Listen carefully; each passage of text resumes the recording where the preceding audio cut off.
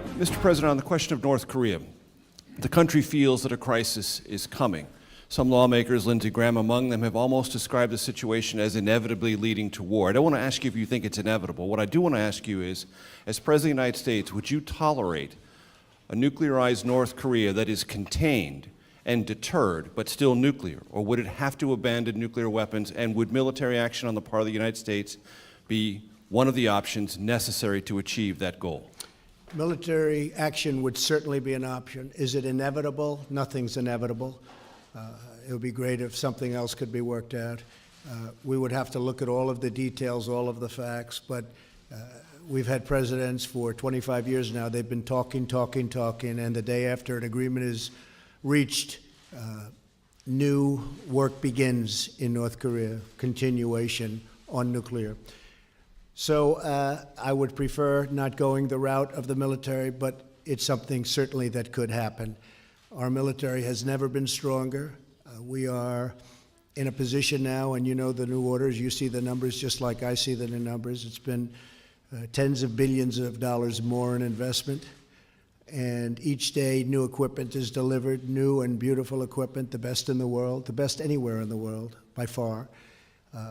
Hopefully we're not going to have to use it on North Korea. If we do use it on North Korea, it will be a very sad day for North Korea. Do you have a question for the Emir?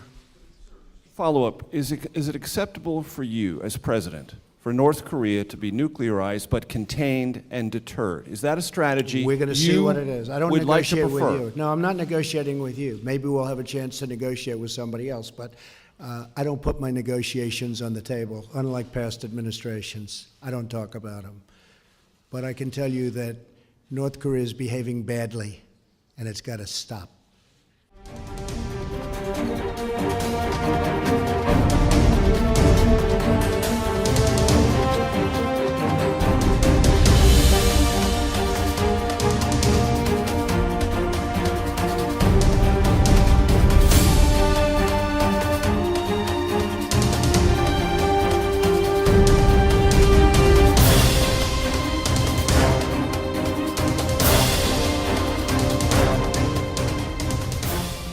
Michael Singh is back with us.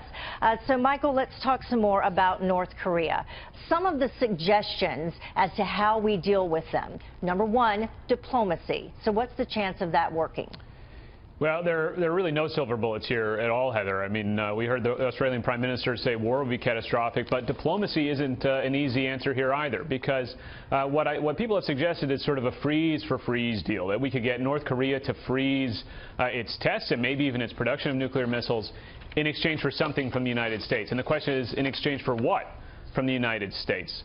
Because the very things they might want us to give up are the sorts of policies that we would want to put in place to deter North Korea, like military exercises or boosting our military capabilities in the region. And frankly, we could expect North Korea to cheat on any such arrangement anyway. Yeah, well, let's talk about a preemptive strike. No one wants that. This is what Fox News analyst Ralph Peters had to say in an op-ed. He wrote that, you know, amongst other things, better 1 million dead North Koreans than 1,000 dead Americans. The fundamental reason our government exists is to protect our people and our territory. But the dangers of a preemptive strike are what? That he could immediately hit South Korea.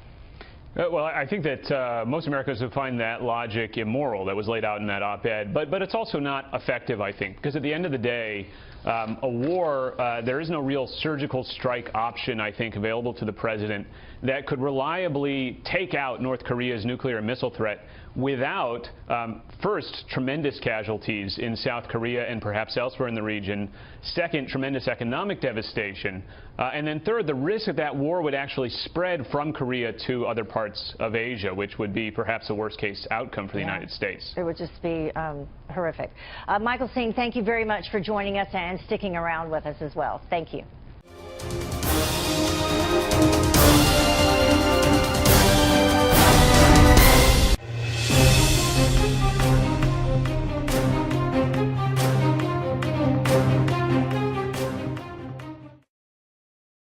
Russia's President Vladimir Putin has warned of a global catastrophe if military tensions with North Korea continue to increase. Mr. Putin also dismissed the value of imposing further sanctions on Pyongyang, saying the country's leadership would rather eat grass than abandon its nuclear program. Meanwhile, South Korea has been holding more live fire drills and has been staging a major naval exercise off the country's east coast.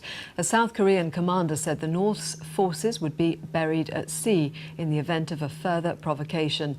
The country's president says he is open to dialogue with the North, but now is not the time for talks. China, the North's main ally, is still urging caution and has called for a return to negotiations. Our correspondent John Sudworth is in Dandong on the border between China and North Korea. The Chinese city of Dandong is a very good place to contemplate China's position in the North Korean nuclear crisis. If we pan across the river, you can see just how close the two countries are at this point. They are connected by that iron bridge behind me, and almost all of North Korea's trade in goods, as well as its vital crude oil supply, flows across this border. You can see an antiquated North Korean power station on the other side there, a sign of just how dilapidated its energy infrastructure is. Donald Trump's argument, of course, is that China could, if it wanted to, simply force North Korea into submission by turning off this lifeline. But when you look at this proximity, you can see why the Chinese leadership see things very differently indeed. Their fear is that pushing North Korea towards regime collapse will bring chaos and instability, factional infighting, possibly even war, right up against this border. And that is why Beijing is insisting that it will not contemplate a total trade embargo. It will not contemplate talk of military options. All it wants to see is a return to dialogue. And that has been its position all along. John Sudworth, well, we can get more on the comments from President Putin, who's speaking in China this morning. We can join our Moscow correspondent, Sarah Rainsford. Sarah, Vladimir Putin has, like China, dismissed putting further sanctions on North Korea. What is Moscow's view of what would be the way forward? He has, that's right. Russia's position quite similar to that of China. In fact, Russia and China have put forward a roadmap for resolving the crisis on the Korean Peninsula.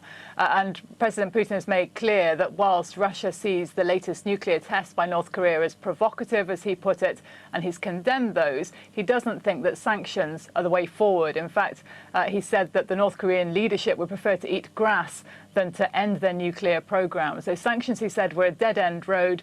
But also he was very strong, Mr. Putin was very strong in terms of what he called the military hysteria that he said was being whipped up over the crisis on the Korean Peninsula, saying that that was a road to nowhere, that this kind of rhetoric needs to end, and that all sides need to return to the negotiation table. Now, as Russia sees it, that means all sides, including Pyongyang. It's like China, pushing for a return to talks, and says the only way to resolve this crisis is through diplomacy. But it's difficult at this point to know exactly what influence Russia can bring to bear on the situation. Certainly it has very important historic ties with Pyongyang, but in terms of economic leverage or political leverage even, it's difficult at this point to know how much pressure Russia can actually exert on North Korea. Thank you very much, Sarah.